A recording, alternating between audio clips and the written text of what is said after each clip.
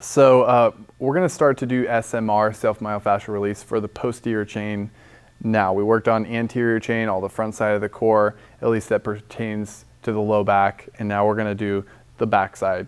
Now some of these things you're going to be rolling and working on, you'll be like, oh, how is this related to my low back?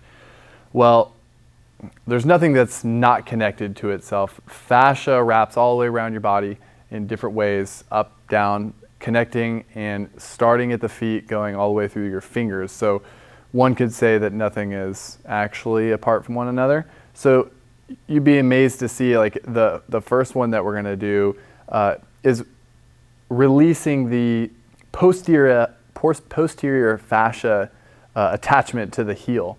So we're going to have a lacrosse ball or a softer tune-up ball, depending on how tender this area is for you.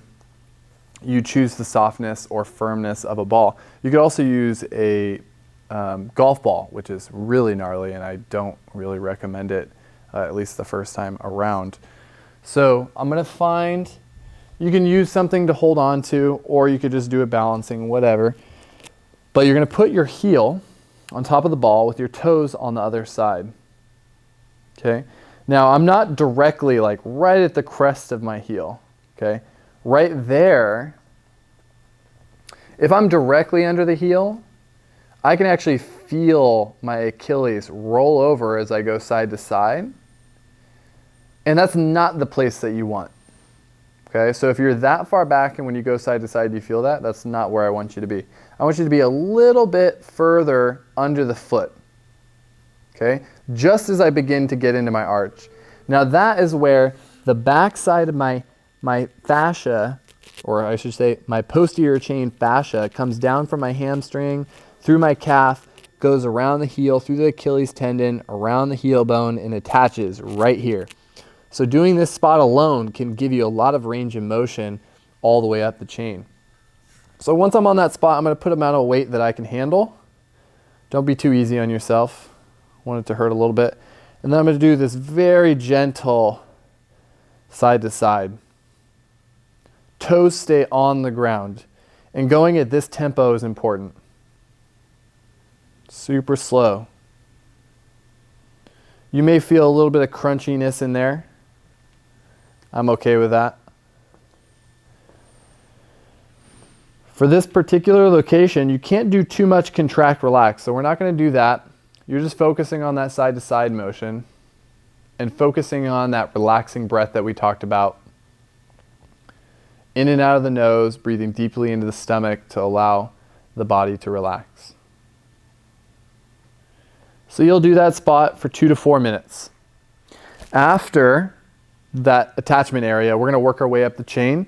We're going to get into the calf. Okay? So now you can use a kettlebell or a roller for this particular location. I'm going to use a kettlebell because it's going to get in a little bit deeper into the tissue for me. Actually, I'll put it here. So you're going to take a seat.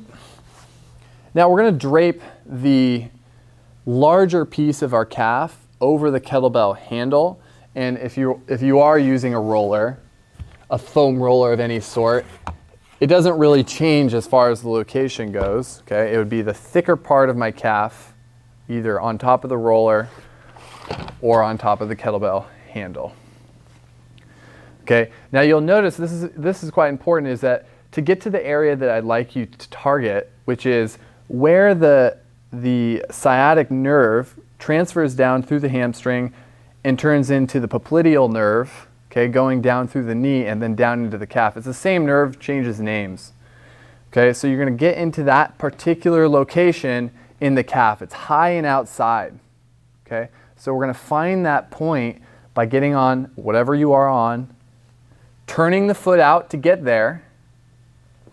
Okay, and where it is most tender, I feel this kind of referring down the outside of my leg a little bit, going into the top of my foot. I'm on that spot. I'm going to relax for a minute or so. Crying, not crying.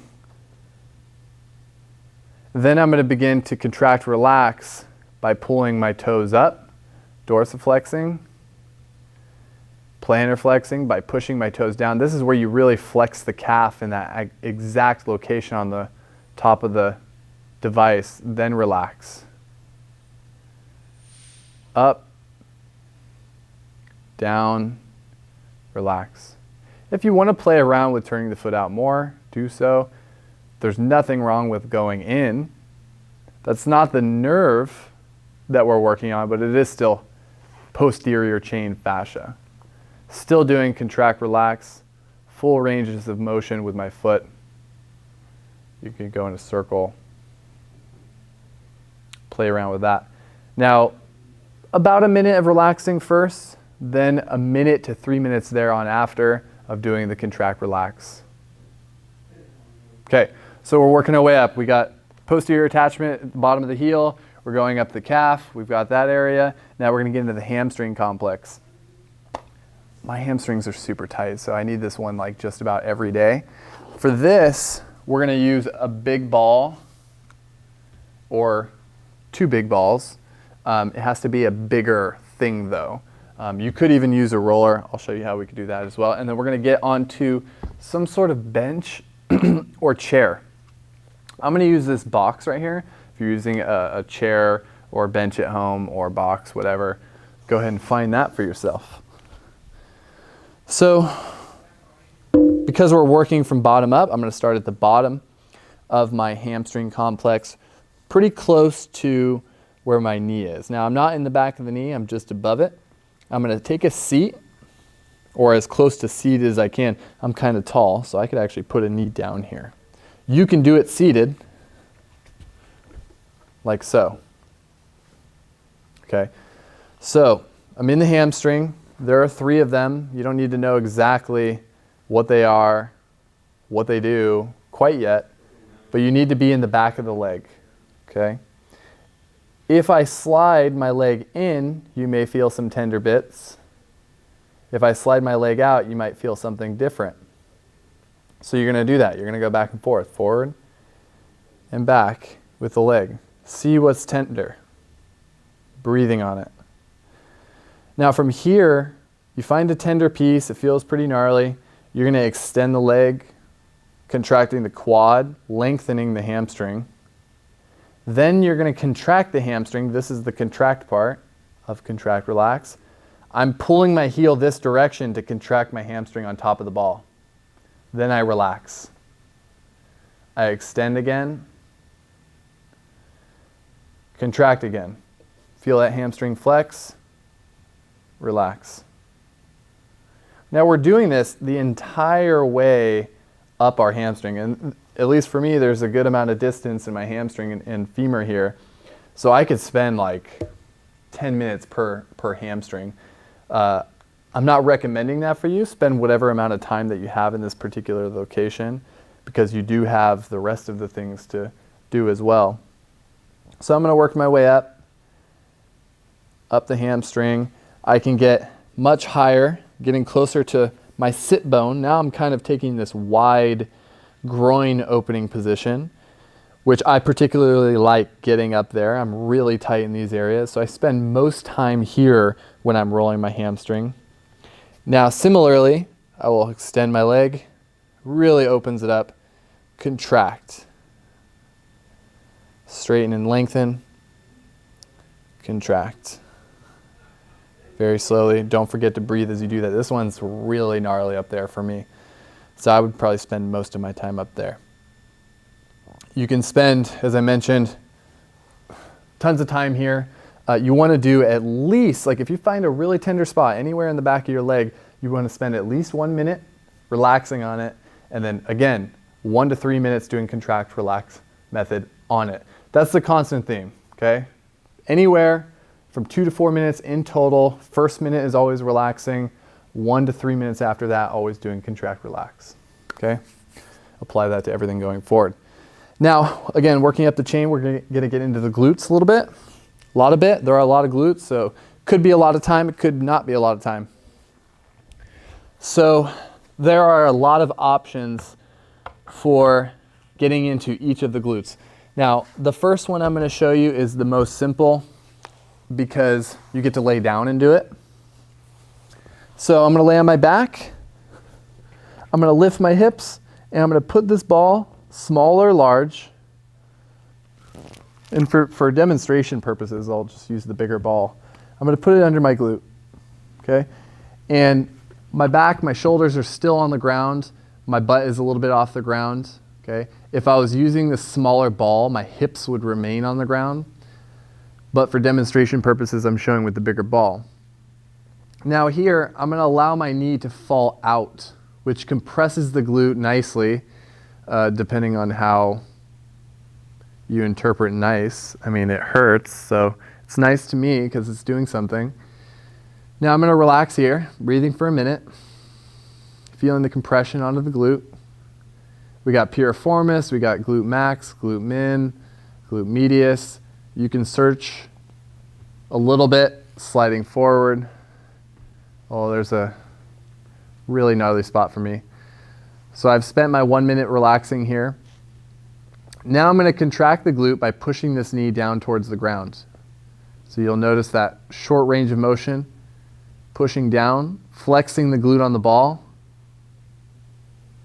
and relaxing. And that really gets in there.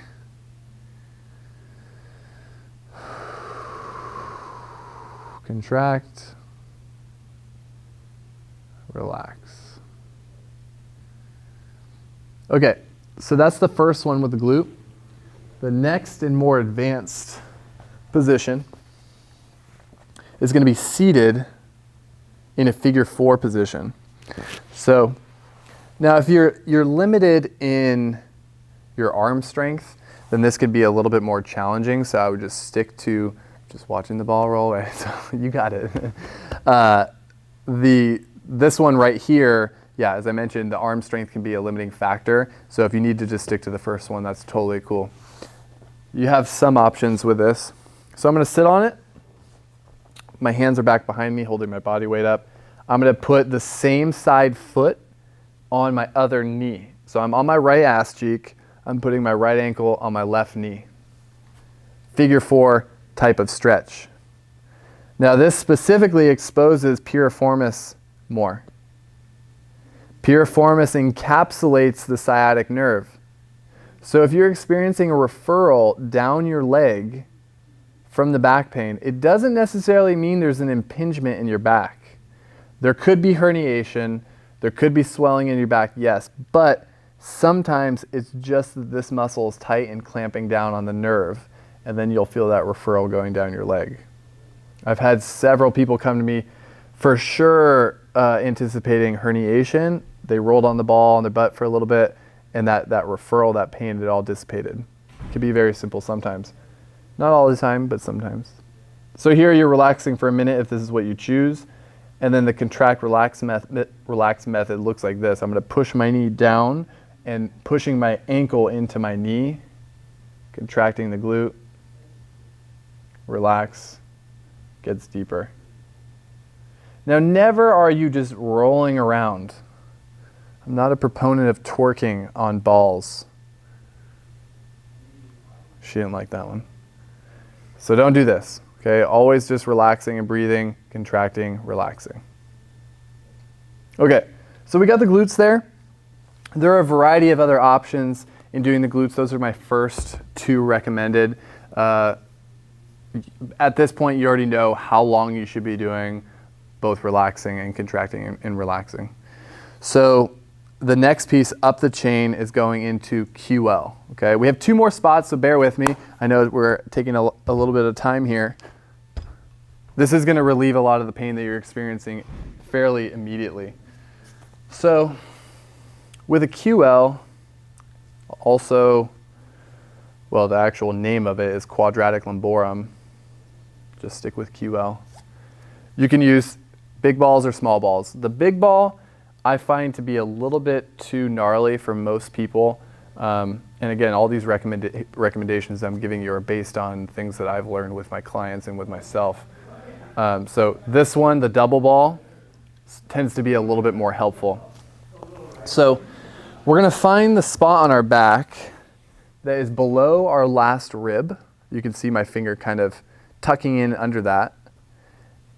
And then above my pelvic crest here, okay, thumb is at the pelvic crest, my index finger here is at the bottom of my ribs, And in between, there's this space. You can see where I'm pushing into my body with my thumb.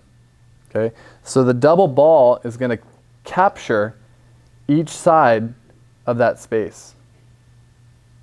And that's kind of the nice thing about the double ball, is that it's engrossing and encapsulating that space where the QL lies. And then we're going to have our feet elevated on something. Chair, couch, bench, wall. The wall works nicely for this.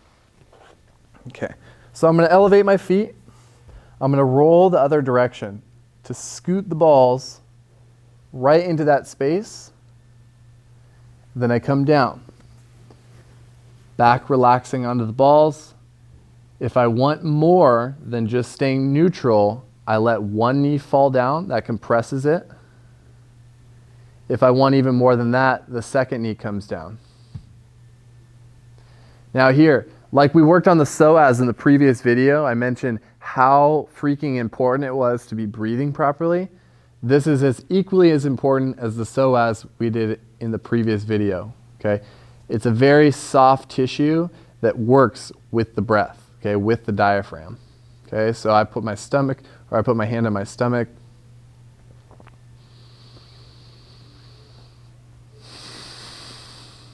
Sinks deeper and deeper with each breath, each exhale. You can do some contract relax here as well. It's a kind of a weird area to think of contracting, but you got to think like, if you're standing up and you want to show your butt to somebody, you're like, oh, look at my butt. It's kind of like that. You're kind of arching your back and twisting a little bit to feel the muscle contract. Let your body, your intuition kind of tell you how you contract that muscle on top of the balls, and then relax.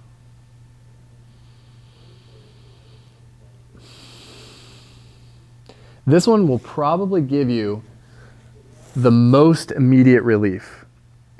That doesn't mean this is where the issue is, though. It just relieves a lot of pain, releases a lot of endorphins to allow you to feel good, okay?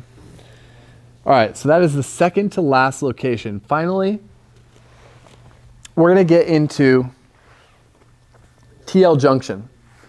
I keep taking my hat off and putting it back on, just trying to look cool here.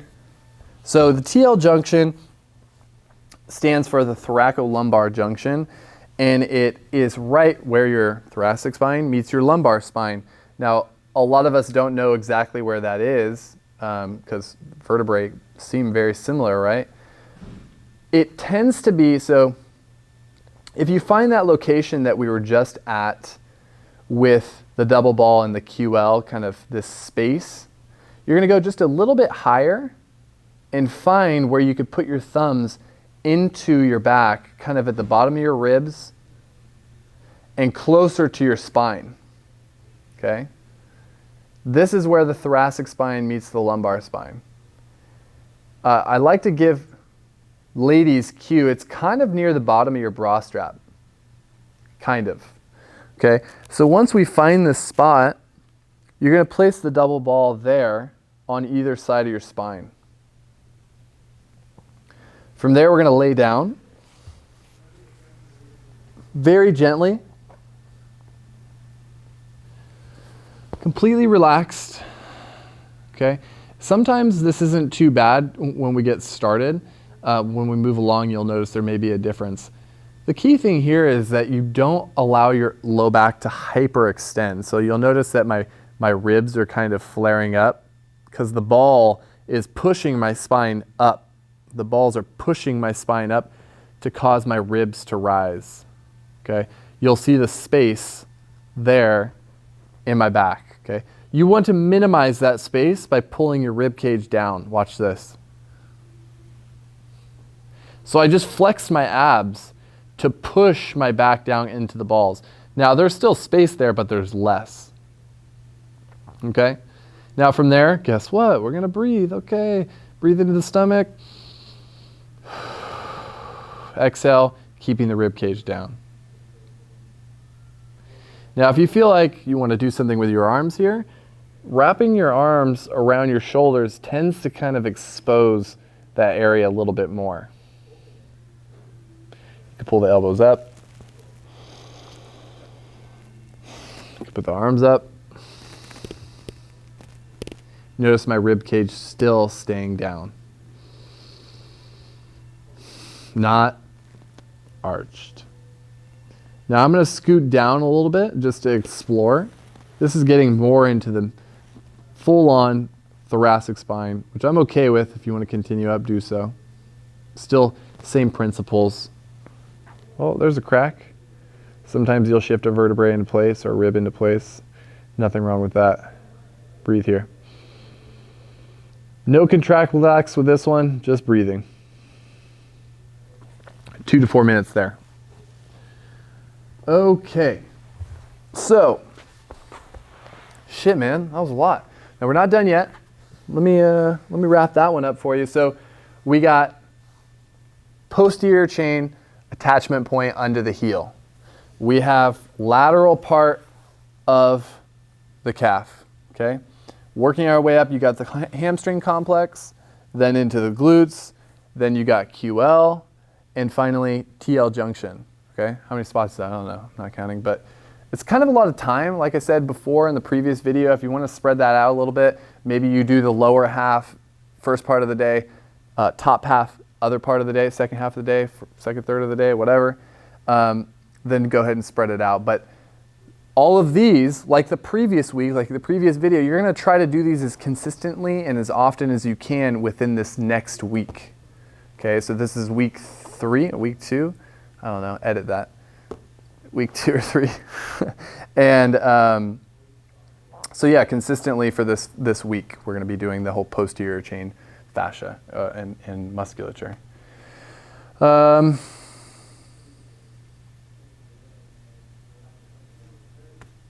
I don't know. I'm blanking now. Give it a shot. Oh yeah, duh.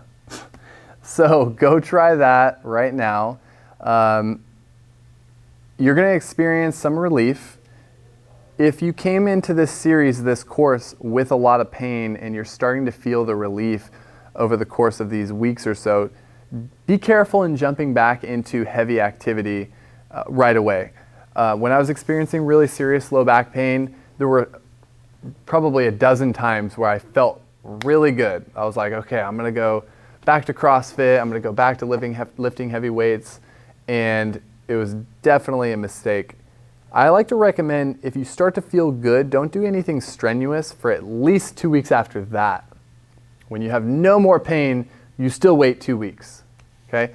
And then obviously I would recommend going through the course of this series, this entire course, before doing anything, because I'm going to give you a lot more as far as stabilization goes, stretching goes, and setting yourself up for success when you go back into more strenuous activity and less pain. So go try it.